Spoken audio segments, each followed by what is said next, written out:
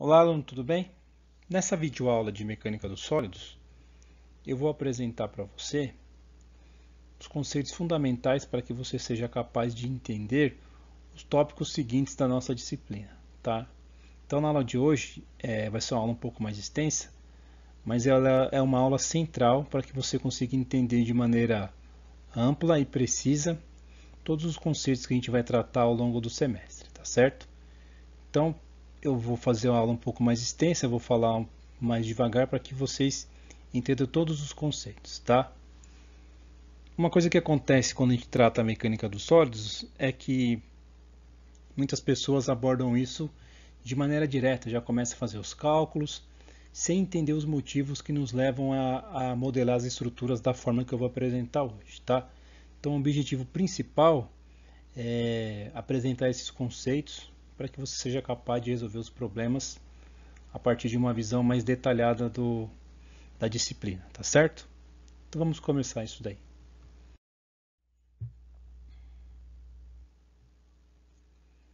A primeira coisa que você precisa entender no momento que a gente estiver resolvendo os problemas da nossa disciplina é o seguinte, que a gente considera que as nossas estruturas têm um comportamento de um corpo rígido. O que isso significa?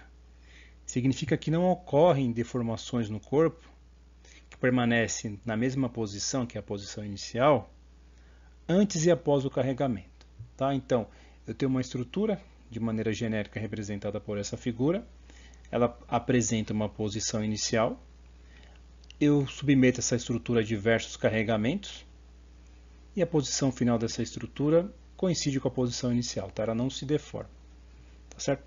É claro que na prática, na situação real, essas estruturas se deformam, só que a gente considera que essas deformações são pequenas o suficientes para serem desconsideradas na nossa modelagem. Tá?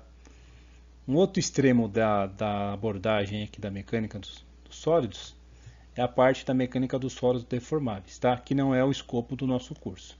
Nesse caso, o corpo se deforma, ou seja, a posição inicial é distinta da posição final devido aos carregamentos que a estrutura foi submetida, tá certo? Então, na nossa modelagem, a gente vai considerar o quê? Que nossos corpos ou nossas estruturas se comportam como corpos rígidos, tá? Então, o que vem a ser uma estrutura? A gente está falando de mecânica dos sólidos, existência dos materiais. Basicamente, a gente vai modelar as estruturas a partir dos carregamentos e solicitações que atuam sobre essa estrutura, tá certo? Então, a gente pode classificar de maneira bem geral uma estrutura como um corpo ou um conjunto de corpos agrupados que resistam de maneira adequada e satisfatória a todas as solicitações nela atuantes, tá certo? Como a estrutura pode ser considerada um conjunto de corpos agrupados, existem alguns elementos estruturais que a gente pode estudar e apresentar agora para vocês. O primeiro elemento é um elemento linear ou barra. A gente classifica esse elemento como um elemento linear, por quê? Porque o comprimento da barra ele é bem superior às dimensões da seção transversal. Tá? Então, quando o elemento estrutural apresentar essa característica geométrica, a gente classifica isso como um elemento linear ou uma barra, tá certo? A barra pode ter um eixo reto ou um eixo curvo. A gente classifica a barra como barra reta e barra curva, tá certo? Essa área que está achurada aqui é o que a gente chama de área da seção transversal, tá bom? E o eixo da barra ele nada mais é do que o quê? A trajetória do centro de gravidade aqui do centroide das seções transversais ao longo do comprimento da barra, tá certo? Agora, quando uma dimensão é bem inferior às demais, ou seja, eu tenho duas dimensões que são muito superiores a uma dimensão, eu posso classificar o meu elemento estrutural como um elemento bidimensional. Aí a gente pode cair nas seguintes classificações. Ó. Se o carregamento atua perpendicularmente à superfície média do meu elemento bidimensional, eu classifico esse elemento como placa. Agora, se o carregamento ele atua paralelamente aqui à superfície média do meu elemento bidimensional, eu classifico esse elemento como sendo uma chapa. Agora, se eu tenho um elemento curvo, tá? Ou seja, a superfície média aqui ela é curva, eu classifico isso daqui como uma casca, tá certo? Agora, se eu tenho na minha estrutura um elemento em que as três dimensões são da mesma ordem de grandeza, eu chamo esse elemento de elemento tridimensional ou bloco, tá? Aqui tem um exemplo disso. E como é que a gente sabe que as dimensões do meu elemento estrutural são da mesma ordem de grandeza, tá? A gente considera que duas dimensões são da mesma ordem de grandeza quando uma delas não é 10 vezes maior do que a outra. Então, até 10 vezes um comprimento em relação a outro, a gente pode considerar isso da mesma ordem de grandeza, tá certo? Isso é uma regra básica que muitos engenheiros adotam aí, tá certo?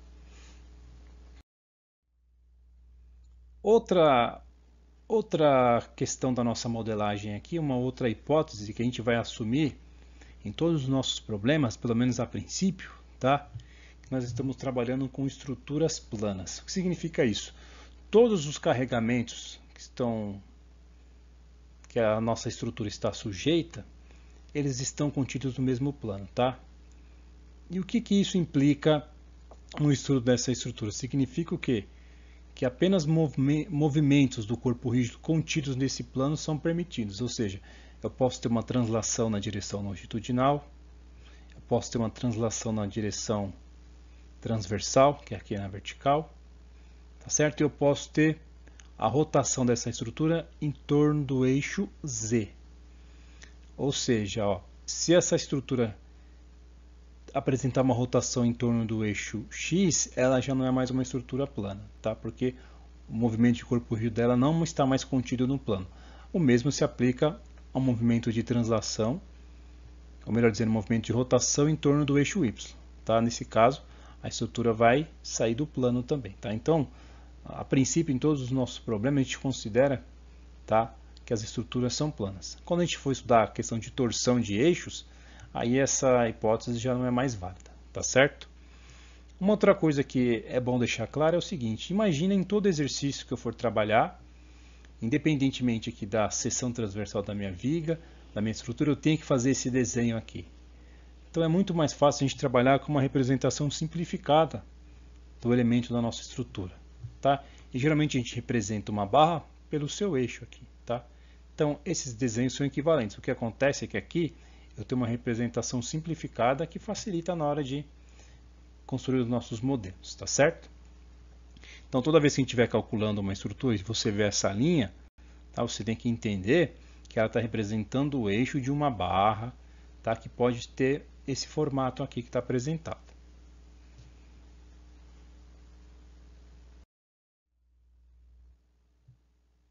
Outra coisa que é fundamental para a gente trabalhar aqui na mecânica dos sólidos é entender as condições de equilíbrio, tá? Ou seja, as equações de equilíbrio da estática dos sólidos. Então, para exemplificar a aplicação dessas equações de equilíbrio, o que eu fiz? Eu peguei uma estrutura aqui e submeti essa estrutura a diversos carregamentos, tá? Então, eu tenho forças na direção aqui longitudinal, na direção transversal, e tem momentos externos aqui aplicados na estrutura, tá certo? Quais são as equações de equilíbrio da estática que a gente vai aplicar no caso de estruturas planas, tá certo? A gente vai trabalhar o somatório das forças na direção x tem que ser igual a zero. O somatório das forças na direção y, que é a transversal aqui, também tem que ser igual a zero. E o somatório dos momentos, tá, com relação a um ponto escolhido na estrutura, nesse caso eu escolhi esse ponto aqui, também tem que ser igual a zero. Tá? Então, para que a minha estrutura esteja em equilíbrio, essas três equações aqui têm que ser respeitadas. Tá? E como é que você vai fazer isso num caso que você esteja analisando a estrutura? Tá? Então, eu vou aplicar essas três equações a esse problema que está aqui.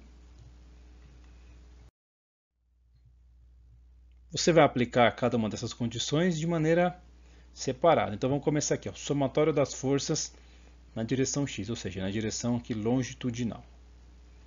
Você precisa olhar na figura e se preocupar apenas com as forças que estão nessa direção, tá? Na direção longitudinal. Então eu tenho a força F1, F2, F3 e F4.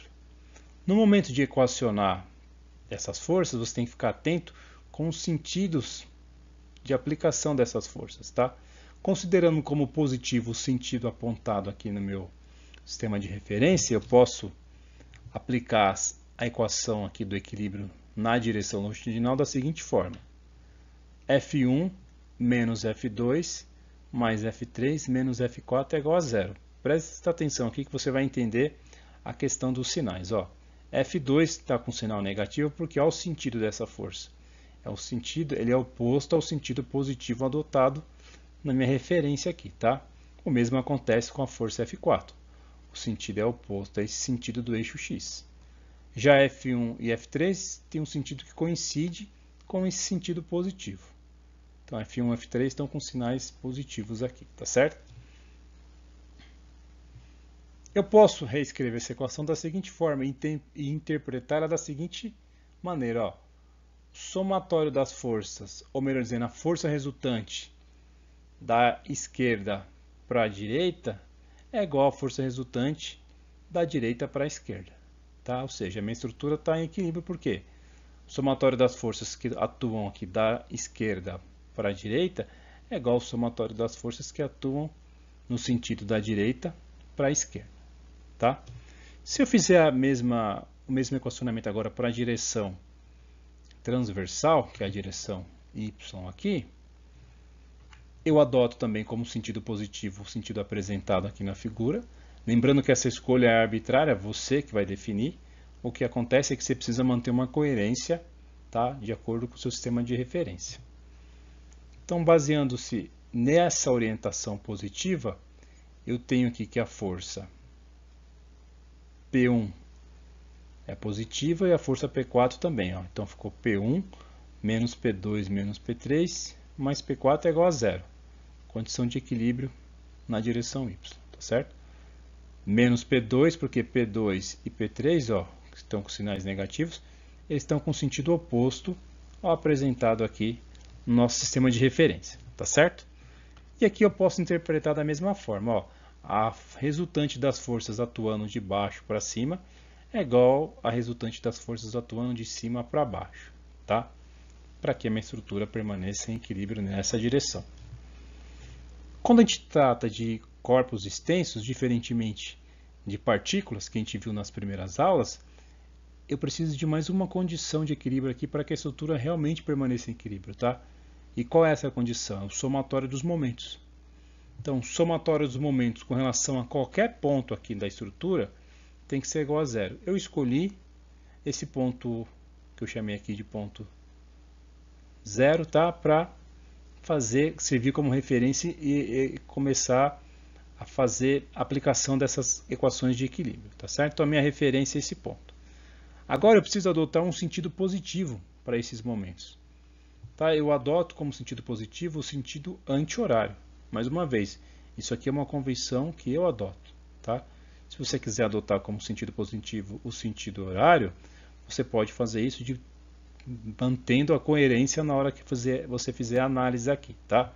Então vamos aplicar essa condição de equilíbrio aqui, que pode ser uma novidade para você. Como é que a gente faz isso? Ó? Todos os momentos que aplicados a essa estrutura aqui, a nossa barra aqui, apresentarem uma tendência de girar essa estrutura no sentido horário, eu vou considerar como sendo negativo. Se a tendência de giro da minha estrutura, como referência tendo esse ponto zero aqui, for girar no sentido anti-horário, eu considero que esse momento aqui é positivo. Ó. M1 é esse momento aqui. Em que sentido ele está girando? Ó, no sentido horário. Por isso que o sinal aqui é negativo. Há um outro momento aqui, ó, que é uma força vezes uma distância, né, que a gente chama de distância do ponto de aplicação da força ao ponto de referência, que é o ponto O aqui. Tá? Então, P1 vezes L, vai ser um momento, e se eu aplicar nessa estrutura pensando que aqui é um ponto de referência, tá? Você pode imaginar que aqui você tem um pino que permite com que essa barra gire em torno desse pino aqui, que o laser está parado. Aplicando a força P1 nesse ponto aqui, ó, o sentido do giro, sentido horário, tá? Então, P1 vezes L, negativo, porque o sentido é o sentido horário. Agora vamos analisar o M2. Ó, o M2 está girando em qual sentido? Sentido anti-horário, positivo. O M3, sentido horário, por isso negativo. Agora essa força aqui, ó, P3, P3 vezes L2, está fazendo com que a peça gire em qual sentido? Ó? Sentido horário também, por isso que o sinal aqui é negativo. M4 faz com que a peça gire no sentido anti-horário, por isso positivo.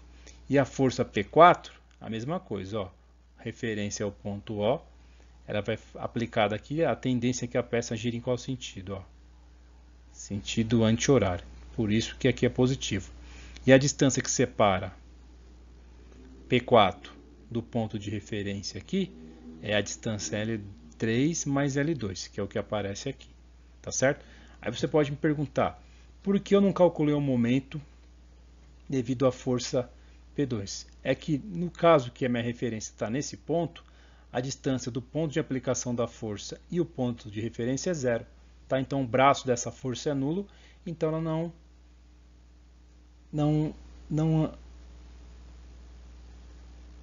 ela não aplica um momento aqui nesse ponto, tá certo?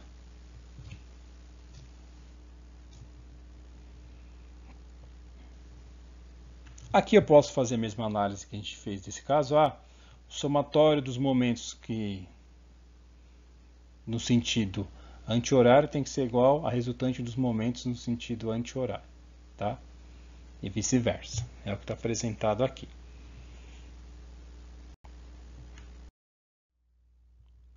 Uma das coisas mais importantes é você entender isso aqui, ó, os movimentos de corpo rígido, que é o que a gente chama de graus de liberdade da nossa estrutura. Por que isso é importante? Porque ele vai estar diretamente relacionado, ó, na sequência com os vínculos e as reações de apoio. Tá certo? Vamos lá. Ó. Uma estrutura plana, ó, então o movimento de um corpo rígido contínuo no plano XY. Então o movimento está contido no plano da nossa tela aqui, tá certo?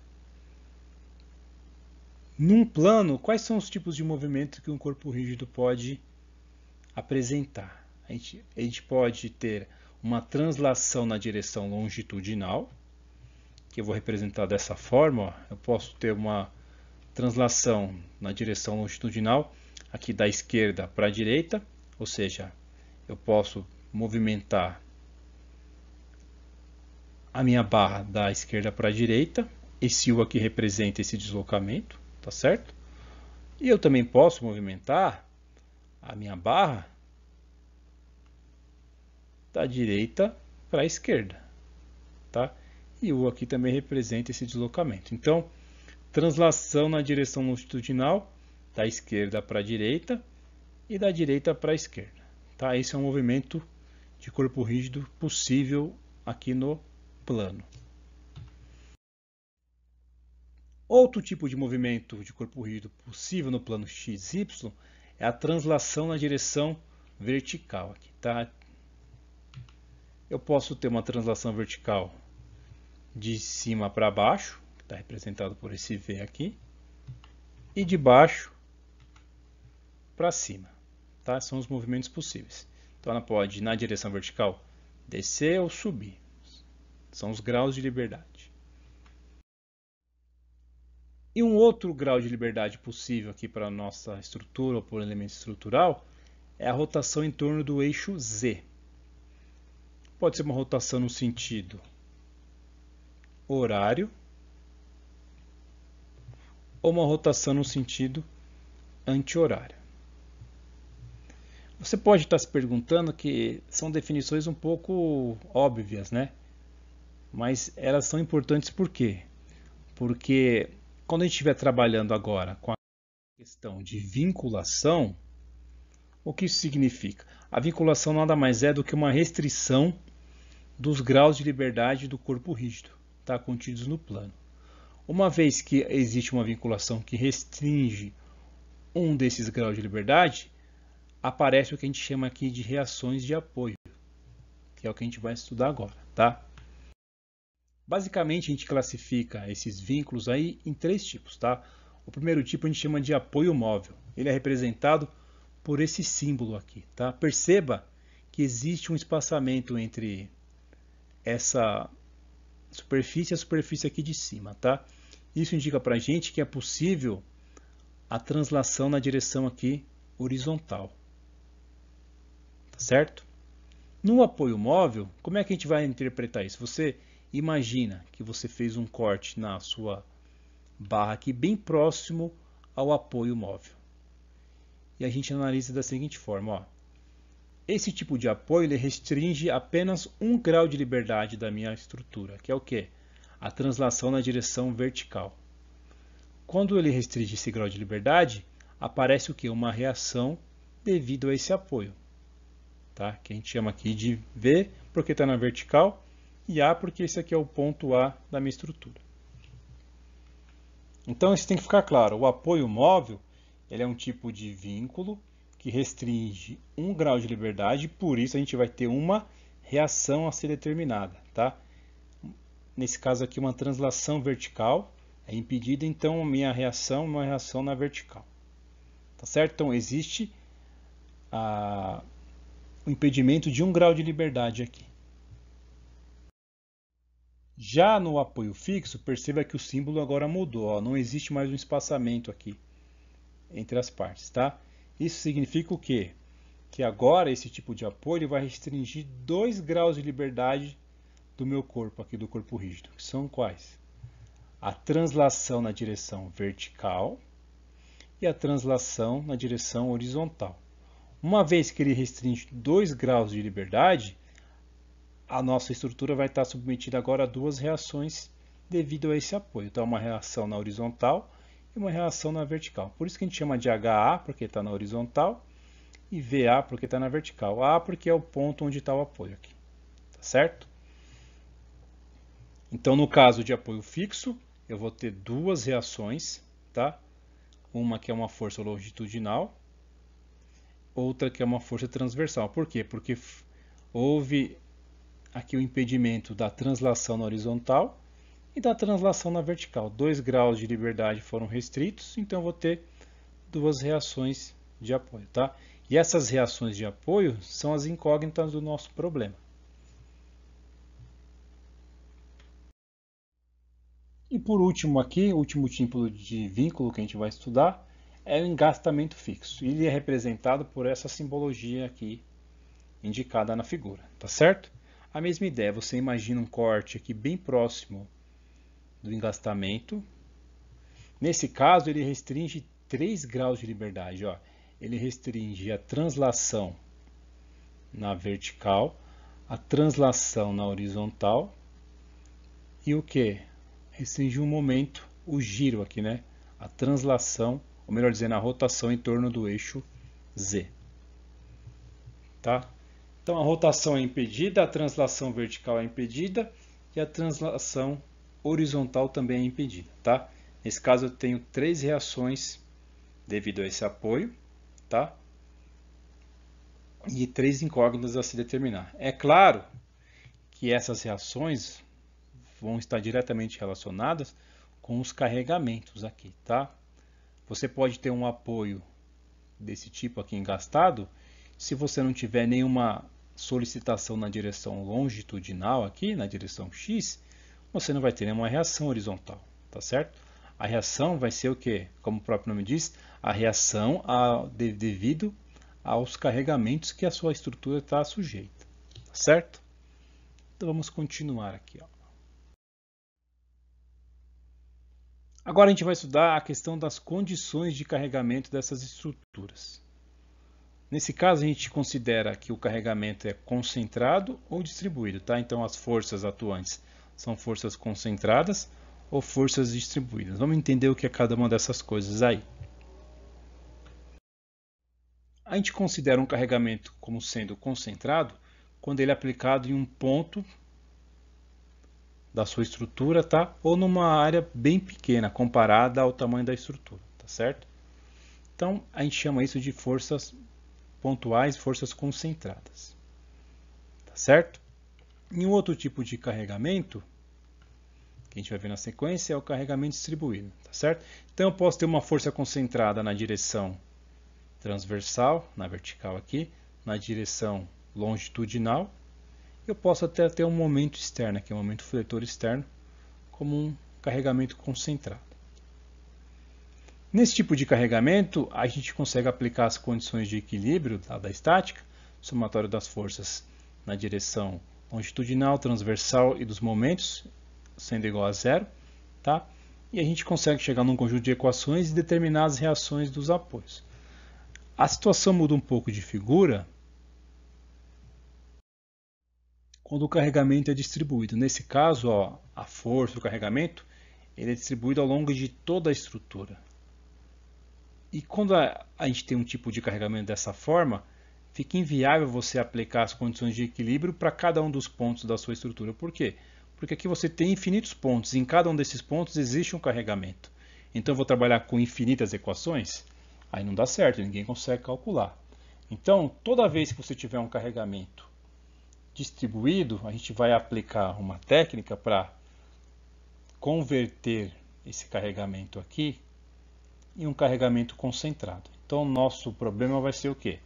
Definir qual a força concentrada que substitui esse carregamento e em qual ponto da viga eu vou colocar essa força. Tá certo? Então, vamos fazer isso, tá?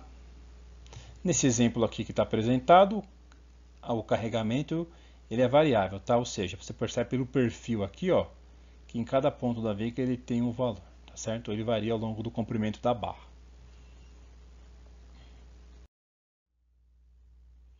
Então, toda vez que você tiver um carregamento distribuído, você vai precisar calcular uma força concentrada que seja equivalente a esse carregamento distribuído e você precisa determinar em que ponto você vai aplicar essa força. Para quê? Para que o efeito da força concentrada sobre a estrutura seja o mesmo da força distribuída. E dessa forma você consiga chegar num conjunto de equações reduzido que permita você calcular as reações dos apoios e a partir daí calcular os esforços solicitantes atuantes na sua estrutura, tá certo? Não sei se vocês se lembram que no começo do curso eu disse que a gente ia passar por alguns conceitos que seriam importantes para a gente entender, outros que apareceriam ao longo do curso.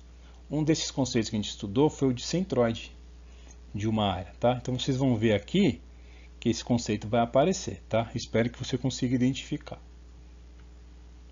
Como é que eu posso calcular essa resultante, né? Essa carga concentrada que vai substituir esse carregamento distribuído. Se você imaginar que eu estou analisando o que está acontecendo nesse trecho aqui da viga, ó, da nossa barra, eu posso aproximar essa força concentrada da seguinte forma: eu posso pegar uma média, ó, um P em x mais um P em x dx dividido por 2, eu vou ter uma boa aproximação da força nessa região. É claro que quanto menor for a distância entre essas duas forças aqui que estão apresentadas, entre Px e P de x mais dx, melhor vai ser a minha aproximação. Tá?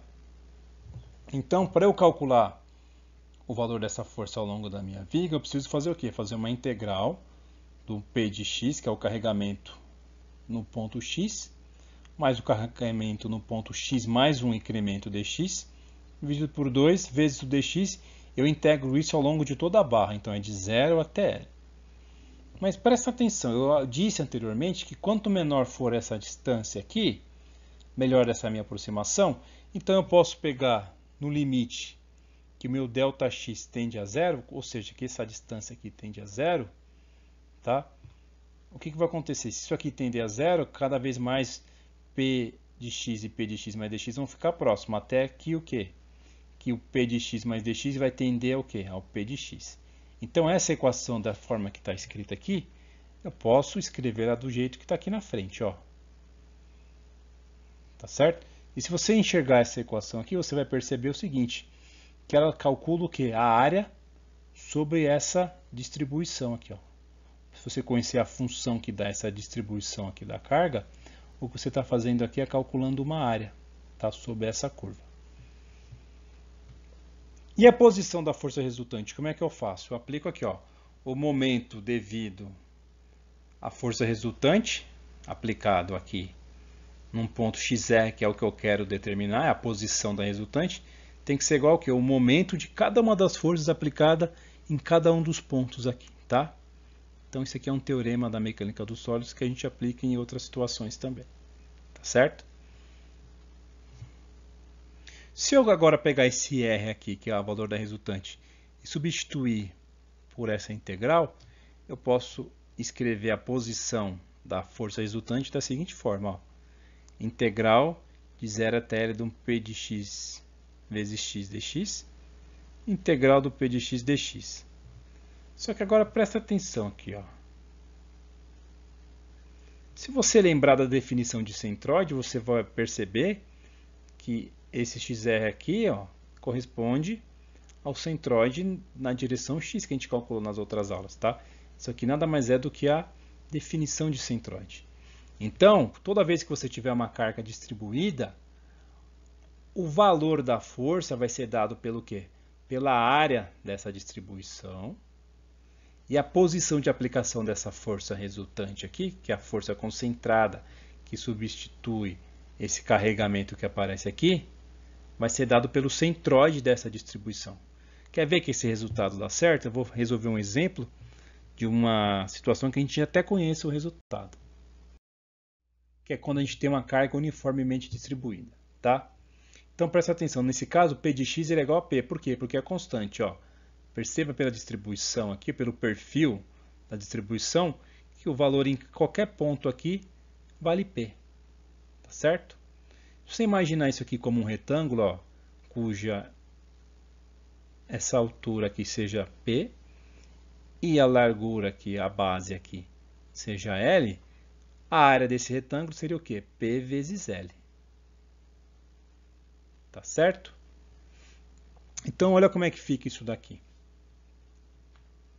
Eu vou calcular o valor da força concentrada, que substitui de forma equivalente à força distribuída, e vou calcular a posição de aplicação dessa força. Aplicando as definições, ó, integral de 0 até L do meu P, o P não muda, tá? Então ele é constante, dx. O resultado dessa integral é o quê? P vezes x, aí você aplica os limites de integração aqui no x. De 0 até L, vai dar o quê? P vezes L. P vezes L é a área dessa distribuição. Então a força resultante, o módulo dessa força, é a área dessa distribuição. E a posição de aplicação dessa força, que é o XR aqui, ó.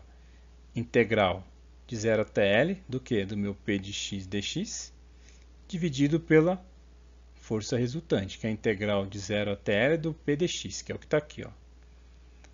Resolvendo a integral aqui, aplicando os limites de integração, olha o resultado disso, L sobre 2. Espera lá, ó. Se eu tenho nessa direção aqui o comprimento L, o centroide do retângulo a gente sabe que é no centro geométrico dele, certo? Então na direção aqui longitudinal, que é a direção x, o centroide nessa direção vai ser, qual vai ser a coordenada dele? Vai ser o comprimento dividido por 2, ou seja, L dividido por 2. E a força concentrada, qual é o valor dela?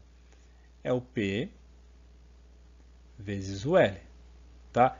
Lembrando que essas cargas distribuídas geralmente têm as unidades kN por metro, e o comprimento aqui vai estar em metro, você vai multiplicar kN por metro vezes metro. O resultado disso vai ser unidade de força, tá? Então, esse resultado dessa integral aqui tem unidade de força, isso aqui unidade de comprimento. Outro ponto bastante importante no estudo aí da mecânica dos sólidos é você saber classificar a estrutura de maneira correta.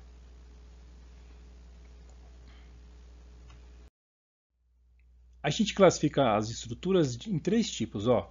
Uma estrutura é classificada como hipostática quando ela apresenta as seguintes características. Você tem que ficar atento aos tipos de apoio que a sua estrutura está apoiada, tá certo? Nesse caso aqui a gente tem dois apoios móveis, ó. Ou seja, a única restrição que a gente tem aqui é a translação na direção vertical, tá certo? Então eu vou ter duas incógnitas aqui, uma em cada lado da barra, tá certo? Então duas incógnitas, VA e VB. Só que quantas equações de equilíbrio eu tenho da estática para estruturas planas? Somatório das forças na direção x, somatório das forças na direção y e somatório dos momentos em um ponto qualquer da barra, tudo isso tem que ser igual a zero, tá certo?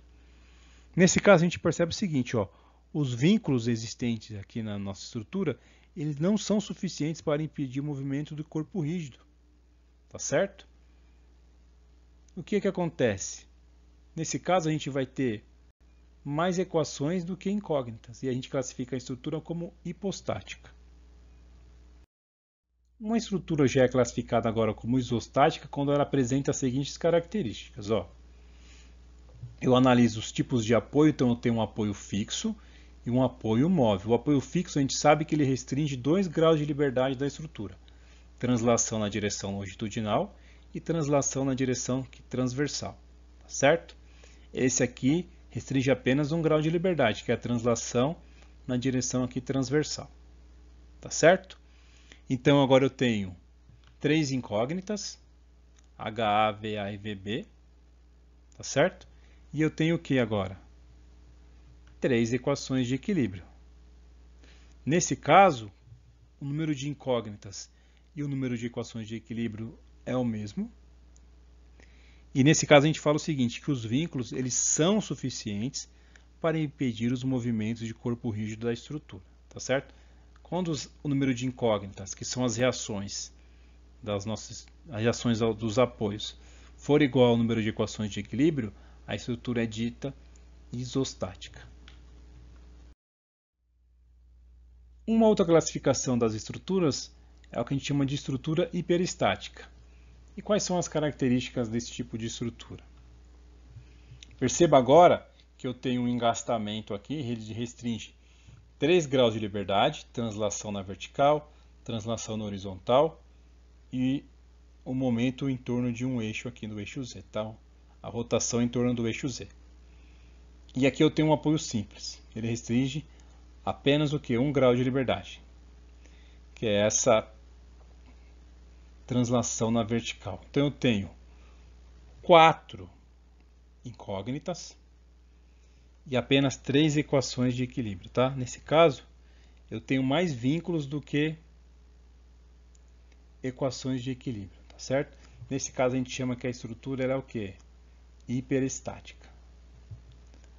99% dos casos que a gente vai estudar no nosso curso aqui vão ser de estruturas isostáticas, tá certo? A gente pode até resolver alguns problemas de estrutura hiperestática e hipostática e aplicar algumas técnicas de resolução desses problemas, tá? Mas o objetivo principal, o nosso escopo, é a análise de estruturas isostáticas. Com tudo isso que eu te falei até agora, o que a gente vai fazer? A gente vai aplicar esses conhecimentos. Então perceba o seguinte, para resolver um exercício simples igual a esse aqui, ó, que pergunta a seguinte coisa, quais são as reações desses apoios aqui que a estrutura está sujeita? A gente precisa passar por tudo que a gente viu até agora, tá? Então vamos fazer isso. Então essa metodologia que eu vou te passar agora é interessante você seguir para poder resolver esse problema de maneira completa, tá certo? Então, ó, a gente tem uma estrutura, ela está apoiada aqui em 2 apoios, um apoio fixo, né, e um apoio móvel. Ela tem um carregamento distribuído aqui de 30 kN por metro. Esse carregamento vai desse ponto aqui, de um apoio até o outro, né? Totalizando 4 metros aqui. Uma distribuição de 30 kN por metro em 4 metros da nossa estrutura. Numa das extremidades aqui da nossa barra, eu tenho uma carga concentrada aqui, um carregamento concentrado de 10 kN. O objetivo desse problema é o quê? Calcular as reações devido a esses 2 apoios que estão aqui. Então, a primeira etapa é você fazer a classificação da estrutura. Por quê? Porque dependendo de cada tipo, a gente vai ter uma metodologia de de cálculo, tá?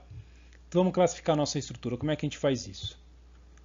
A gente precisa saber quais são os tipos de apoio. Então eu tenho um apoio fixo e um apoio móvel. Aí a gente precisa lembrar do seguinte, os apoios, que são os vínculos aí da estrutura, eles são responsáveis por restringir graus de liberdade. E essa restrição vai fazer com que apareça sobre a estrutura o que? Reações. Então nosso objetivo é calcular essas reações. Então eu preciso saber o que cada um desses apoios aqui restringe desses graus de liberdade. Então a gente sabe o seguinte, o apoio fixo ele restringe 2 graus de liberdade, ó, uma translação na vertical e uma translação aqui na direção horizontal, longitudinal, tá? Ao longo da barra. Já o apoio móvel ele restringe apenas 1 grau de liberdade.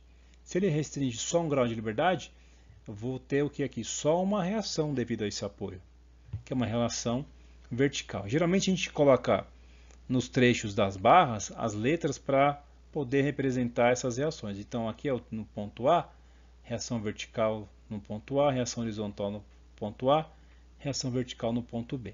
Tá certo?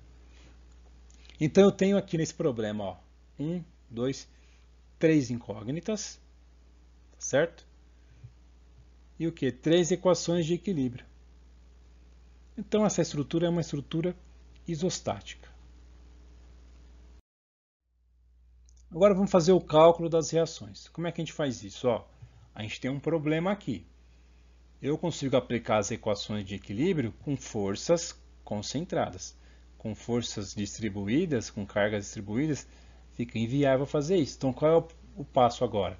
É encontrar uma força concentrada que seja equivalente a essa força distribuída e determinar em que ponto específico aqui da minha estrutura eu vou aplicar essa força concentrada.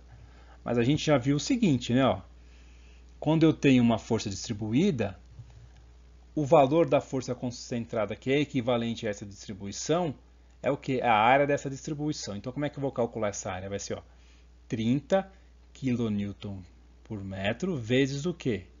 4 metros. Resultado disso vai ser 120 kN, tá certo?